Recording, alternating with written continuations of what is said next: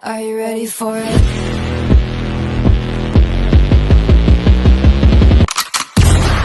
Halo guys, jadi kita berempat bakalan bikin video yang menarik banget nih, yaitu kita bakal ngasih pendapat tentang bahasa Indonesia yang menjadi bahasa resmi ke-10 UNESCO. Tapi sebelum itu kita tonton dulu video sebelum ini. Indonesia ditetapkan menjadi bahasa resmi di Konferensi Umum Organisasi Pendidikan, Keilmuan dan Kebudayaan atau UNESCO, Perserikatan Bangsa-Bangsa atau PBB. Keputusan ini dibuat pada sidang pleno Konferensi Umum UNESCO ke-42 pada Senin 20 November 2023 di Markas Besar UNESCO di Paris, Prancis. Dalam konferensi tersebut, UNESCO mengakui secara konsensus pengajuan bahasa Indonesia sebagai bahasa resmi organisasi tersebut, sesuai permohonan resolusi 42C/28. Penerimaan ini membuat bahasa Indonesia menjadi bahasa ke-10 yang diakui sebagai Spanyol, Rusia, serta Hindi, Italia, dan Portugis. Dikutip dari dokumen resolusi 42C/28 UNESCO, bahasa Indonesia diajukan ke UNESCO karena dinilai menjadi alat pemersatu bangsa sejak menjadi bahasa nasional pada 1928 silam. Bahasa Indonesia digunakan oleh 275 juta orang dari 340 suku yang tersebar di 17.500 pulau. Bahasa ini dapat menyatukan penduduk yang berbicara dengan 718 bahasa lokal. Di sisi lain, bahasa Indonesia menerapkan standar linguistik modern yang berisi sistem leksikon atau kosakata, tata bahasa, dan ejaan. Bahasa ini mampu digunakan dalam bidang akademik, pemerintahan, bisnis, budaya, dan komunikasi sehari-hari.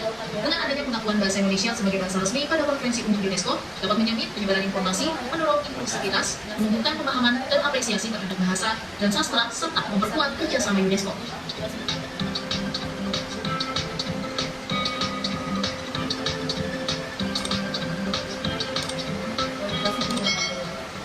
Nah, setelah untuk video yang tadi, langsung aja nih kita memberikan pendapat kita sebagai mahasiswa mengenai bahasa Indonesia yang menjadi bahasa resmi ke-10 UNESCO. Jadi pendapat saya tentang bahasa Indonesia sebagai bahasa resmi UNESCO itu dapat menguatkan representasi budaya dan keberagaman di tingkat internasional, serta memberikan kontribusi Indonesia dalam dunia pendidikan, kebudayaan, dan juga ilmu pengetahuan. Menurut saya, dengan adanya pengakuan bahasa Indonesia sebagai bahasa resmi Konferensi Umum UNESCO akan berdampak positif terhadap perdamaian, keharmonisan, dan pencapaian tujuan pembangunan berkelanjutan, tapi tidak hanya di tingkat nasional, namun juga di tingkat dunia. Menurut saya, akses informasi lebih luas dengan bahasa Indonesia sebagai bahasa resmi. Negara-negara yang menggunakan bahasa Indonesia dapat mengakses informasi dan program UNESCO dengan lebih mudah. Dan penguatan kerjasama bahasa, Indonesia dapat bekerjasama dengan negara-negara lain menggunakan bahasa Melayu untuk saling memperkuat penggunaan bahasa dalam forum internasional.